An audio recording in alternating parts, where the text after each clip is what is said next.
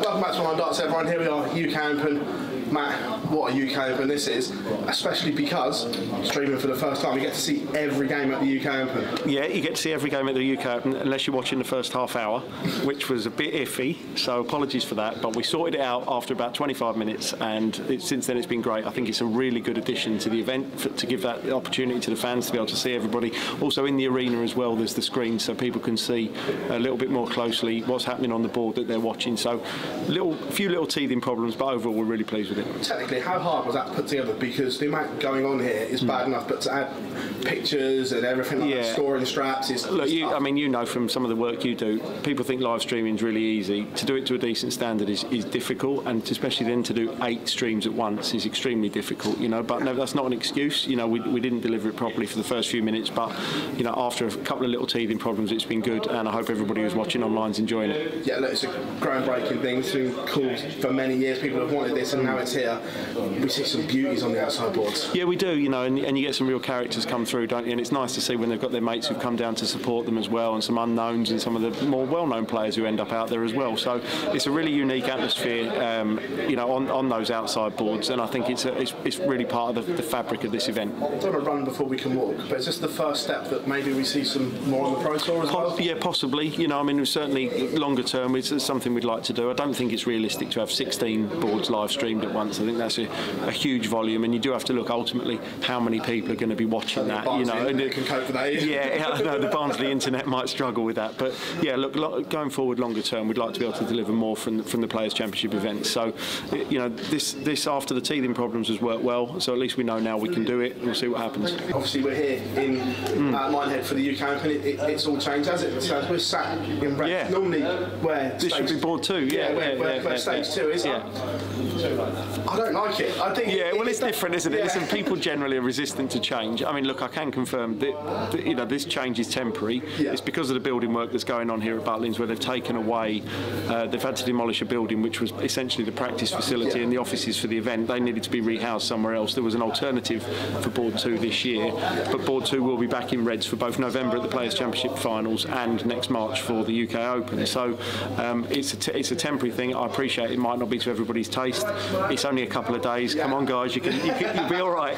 It looks amazing, but it's just not that intimate feel. Yeah, the low ceiling that you get in this room gives you that intimacy. You don't get that in the new venue.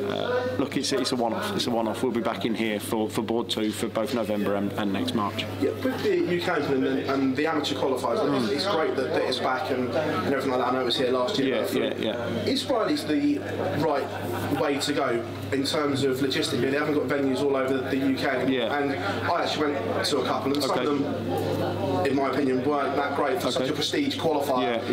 For this, is that something that you're looking at? Still having the amateur side? Yeah, we're always looking at it. We've had a long-standing relationship with Riley's, and they're good partners for the event. You know, they get 2,000 or 3,000 entries across the qualifiers. You know, as you say, perhaps some of the clubs are better suited than others to stage the event. So we'll have to have a look and see what's the right thing to do going forward. Where we get those players from. Do they come from within our system? Do they come from another system? Do they come from totally independent sources? You know, we're always evaluating, and one thing that nobody could ever accuse us of not doing is changing if we feel we can make something better. So we'll evaluate it afterwards. We'll look at the numbers, we'll look at the feedback, and if we need to make a change, we'll make one. Yeah, as I say, obviously it's none in Scotland, none in Wales, and so in terms of coverage for the UK. I could totally agree. You know, I totally agree. You know, the UK Open, well, as you say, none in Scotland, none in Wales, none in Northern Ireland. So how do we deal with that going forward? But as a whole, the UK Open evolving all the time with the supplementary tours now coming in as well. You must be pleased with the way they've bedded in everything like that. Yeah, I mean, the entry numbers are phenomenal. You know, we were pleased to be able to put the prize money up. Challenge Tour, Dev Tour, Women's Series. You know, the prize money's good. The entry numbers are good. You know, it's part of our system now. You know, it's important for us to have that depth. We need to have players that can progress up to the Pro Tour. We need to have players who can find a little bit of a soft landing if they drop off the Pro Tour. You know, so they're an important part of our structure. On the systems and the structure, Challenge Tour. Obviously, we see a lot of players moaning about how long the days are, and I get there's only so many weekends in a year. Is that something that you're potentially looking at and trying to maybe condense them a little bit and spread them out a little bit more? So it's not? No, it's difficult with the Challenge Tour because we feel with the Pro Tour we can stage it midweeks because the players are professional and largely full-time dart players. The Challenge Tour, almost none of them would fit into that category. So those events have to be staged at weekends. There's a limited number of weekends in the year, and we have a lot of other commitments at weekends as well. So in order for us to deliver what we feel is a decent sized tour, 24 events, the way we can do it under our schedule at the moment with our commitments to other tours is to do it as it is. Now, do people want us to halve the number of events and just do a 12 event tour? I'm not sure that would be overly popular. If you're saying at the moment you got 4 or 5 chances over a weekend instead of 2, does that deliver the same? So I think if it's a long day for you, then have a look. Are you doing everything right to make sure that you can get through the day? And if it's not a long day for you, then you're probably winning matches. New deal with the CDC as well and the PDC Asian tours coming out. It's a big year this year for all those supplementary tours that feed in. It is. It feels like the first proper year for a lot of these organisations after COVID. You know, I'd put the DPA and the DPNZ in that bracket as well, down in Oceania. Obviously, Nordic and Baltic tours been back up and running for a little bit longer. But you're right, CDC, Asian tour, 2 really important arms of our organisation overseas. And we're pleased to be able to help them with funding and stage more and more events because we want to have more and more activity for players from those regions because ultimately that's the only way they're going to get better. If they can play competitive darts more regularly with rewards at the end of it to feed into the bigger events, then that's only going to be good for them. Another one, the Women's Series. Lots of points on this. First of all, we must be delighted with the entries at the start of this year, record numbers across all events, and looking at it, the standard has notably risen as well. Look, we've still got the standouts at the top in Bo, Fallon, Lisa, Aileen, but the standard of the other women has come up drastically. But if you listen to what we said a few years ago, we said this is how it works, right? It doesn't happen overnight. It takes 4 or 5 years. People look at it and they think, I can do that, and then they practice, and then they get better, and then they get more opportunities, so they deliver more. It's a progression, it's a conveyor belt, and I always look at it in a 10-year way. If we're going to a new country or we do a new tour, where are we in 10 years? And the reason for that is if you look at the development tour, the number of players from the development tour who are now tour card holders who qualify for the World Championship, development tour is 10 years old pretty much. That sort of success doesn't happen overnight. You get the odd 1 or 2, but if you want to start getting 20 or 30 players coming out of a system or out of a tour, you've got to give it time, and the Women's Series is proving that now. I think it's was it 3rd, 4th year or whatever it is, but it's showing those numbers of entries, and the standard is growing. A remarkable phenomenal run, arguably one of the best professional runs we've ever seen in the sport. Yeah, and I mean her quote was, she was almost so relieved to lose that match. I can imagine the pressure on her was astronomical, but what a nice pressure to have. And she's a phenomenal talent, and we'll certainly see a lot more of her in the future.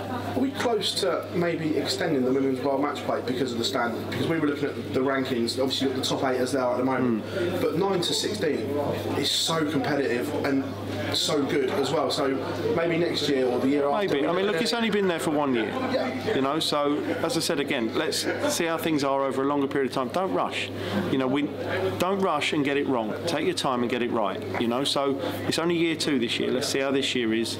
We'll see what the demand is. We'll see how the ticket sales go. See how many people watch on TV. We'll see what the standard of play is like. Then we'll make a decision. That World Final created one of the most iconic moments the sport has ever seen and maybe ever will see. And the reach that had from America to Australia was just a brilliant moment. And 2, have you seen that reach that one moment has created? We have, and it's also it's opened up a new audience to us. It's taken darts to people who'd not engaged with it before, new media outlets, some celebrities, and obviously lots of members of the public. So I think it was such it will go down in history as such an iconic moment in the history of darts. And it's one that can only really be of benefit to us.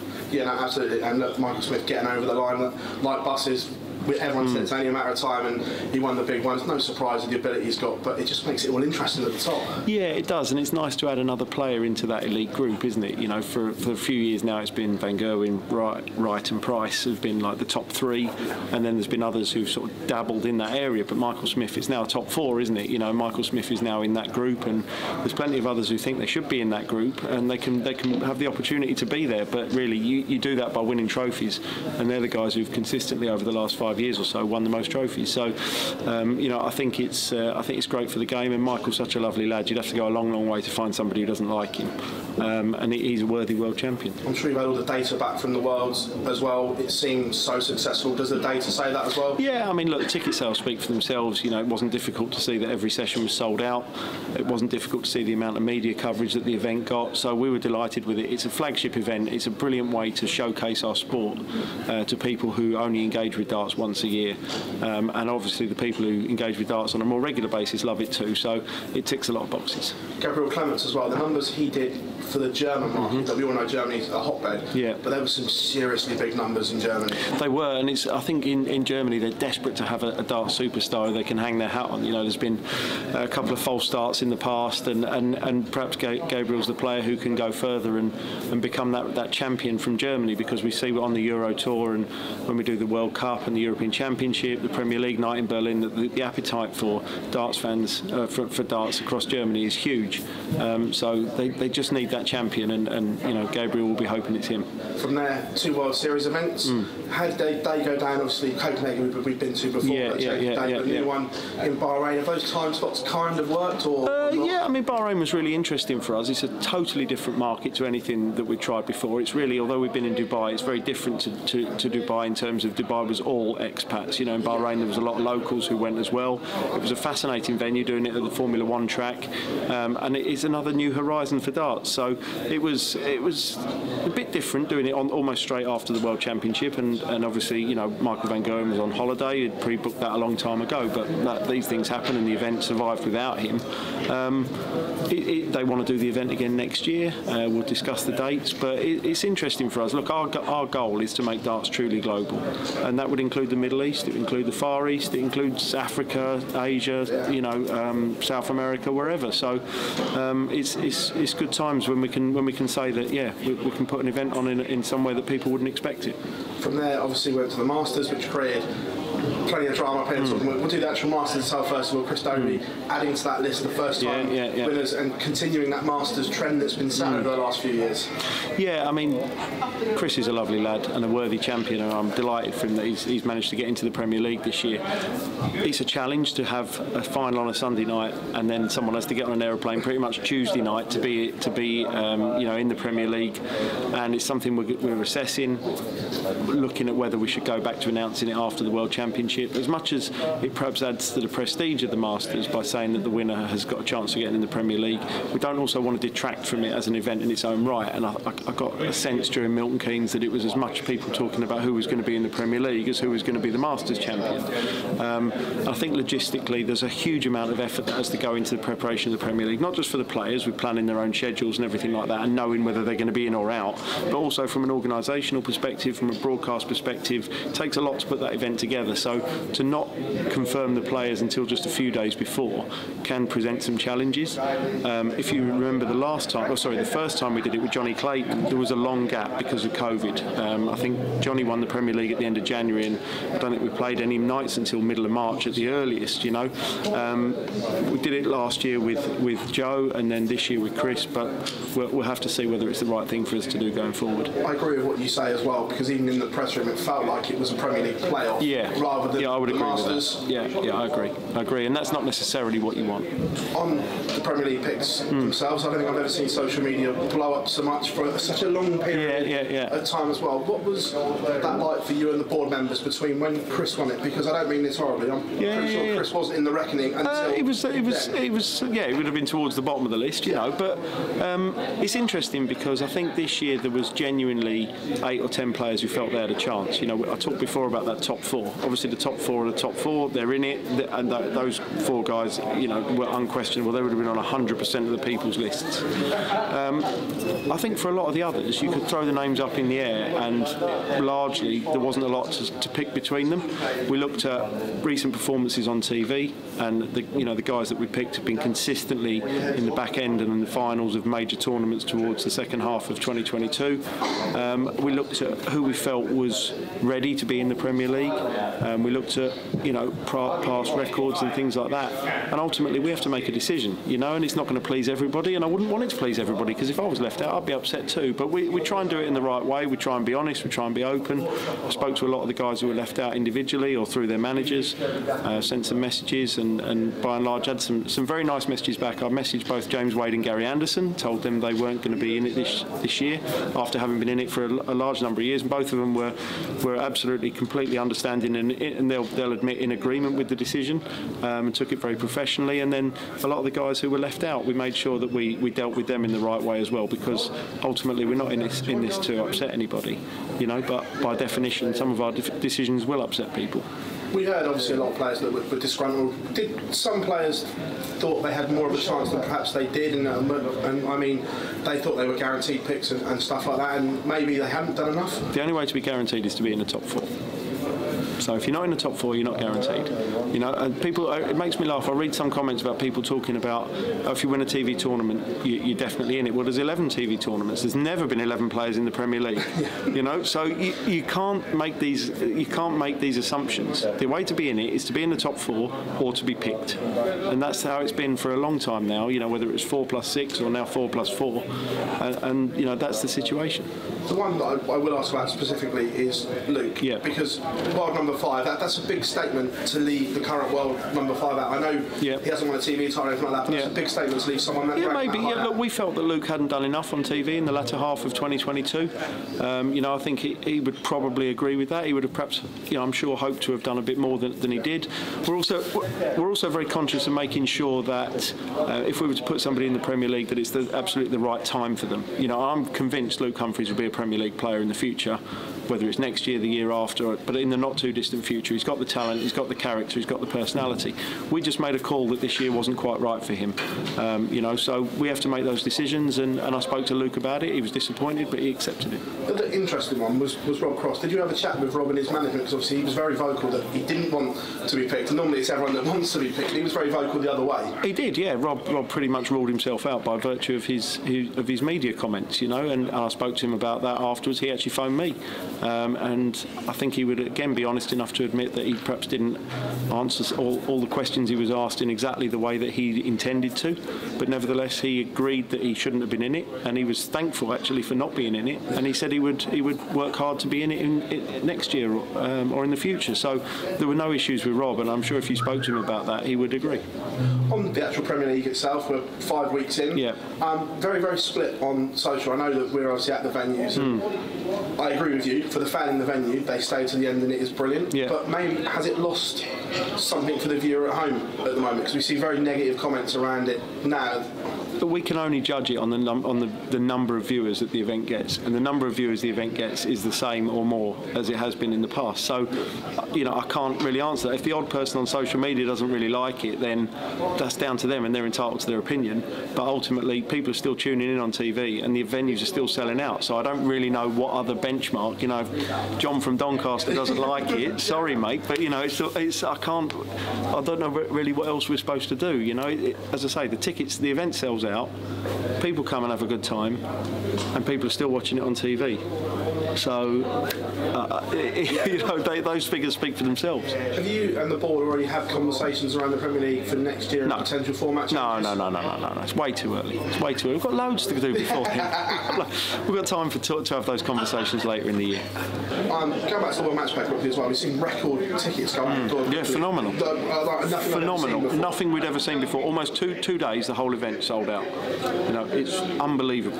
You know, it's testimony to our marketing lads. I won't say that too loudly. They'll want a pay rise, but no, I mean, you know, and testimony to the fans who've supported the event, and just the appeal of you know, that archetypal British summer holiday in Blackpool, seeing the darts. It's just amazing. You know, you can barely get a ticket now. I think for almost, I think maybe 1 or 2 sessions have got a couple of standing tickets available, and that's it. It's phenomenal. Any news on a return to Ireland for the World Grand Prix yet? Well, we're always looking, but there's a real lack of suitable venues in Ireland. So we are looking. We've got a few options that we're considering for the future. I mean, there will be in Leicester this year, but we would never rule it out. The event used to generate a great atmosphere in Ireland. The Irish crowd were fantastic for us, but the City West was taken out of our hands, and at the moment there aren't really many signs it's going to come back. Yeah, no, obviously, because we see they even get their one night in the Premier League at the moment, and the double-in, double-out was like synonymous with being in Ireland. Yeah, I mean, as I say, if we could be there tomorrow in a venue that we knew would work, we would be, but it's tricky. It's logistically challenging. It's like, I listened to Gezi and Johnny saying they wish there could be more in Wales. Well, so do we, but build a venue. Just pop one of those 5,000 seats up there. I said to someone last night, you don't find venues down the back of the sofa. We know what the venues are, and unfortunately, we're so big that we're in most of the ones that you can be in anyway already. So it's a good problem to have. Yeah, Q School, an interesting one. Obviously, one in the UK and one in Germany, and Christian Perez and Corey can't travel at the moment. Yeah. Is that for visa issues? Do you know? Because they've both got things to sort out. And we haven't seen them since. Yeah, they've both got things to sort out on paperwork. Obviously, there's certain visas you can just come into a country on for a short period of time, but then if you want to stay for a longer period, then you need another visa. So they're both going through that process at the moment. Matt, it's a pleasure as always, mate. Thank you very much for your time. Cheers.